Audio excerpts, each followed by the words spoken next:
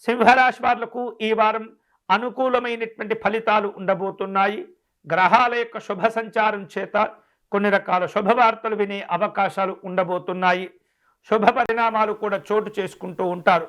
అనుకున్న పనులు జాగ్రత్తగా పూర్తి చేసుకోవడం ద్వారా విశేషమైనటువంటి ప్రగతిని సాధించుకోగలుగుతారు. విదేశీ ఉద్యోగ సంబంధమైనటువంటి ప్రయత్నాలు కూడా కలిసి వస్తుంటాయి. విదేశీ వ్యవహారాల గురించి ఈ వారం సానుకూలమైనటువంటి సమాచారాలు అందుకుంటూ ఉంటారు. దూరపు బంధువులను కలుసుకుంటారు.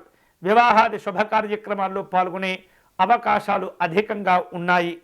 ఈ వారం నిరుద్యోగులకు మంచి మంచి అవకాశాలు వచ్చే సూచనలు కనిపిస్తున్నాయి. ఆర్థికంగా ఉన్నత స్థితికి, సంతోషకరమైనటువంటి స్థితికి చేరుకుంటూ ఉంటారు. ఇతరులకు సహాయ సహకారాలు చేస్తూ ఉంటారు. స్నేహితులను, బంధువులను కలుసుకుంటారు. ఇతరులకు సహాయ సహకారాలు అందిస్తూ ఉంటారు. స్నేహితులను, బంధువులను కలుసుకుంటారు. చిన్న చిన్న వాదనలు ప్రారంభమయ్యి మాట పట్టింపుల స్థితికి చేరుకునే సందర్భాల్లో చర్చలుంటుంటాయి. కాబట్టి మీరు జరిపేటటువంటి చర్చలు పక్కదారి పట్టకుండా, ఒకరిని ఒకరు విమర్శించకుండా జాగ్రత్తగా అనుకున్న పనులు పూర్తి చేస్తూ ఉండండి. స్నేహితులతో కలిసి పలు రకాల సేవా కార్యక్రమాల్లో పాల్గొంటారు. ఈ వారం సింహరాశి వాళ్లకు ఆరోగ్యం నిలకడగా ఉంటుంది. కొద్ది ప్రయత్నంతో అనారోగ్య భావనలు కూడా తగ్గించుకోగలుగుతారు.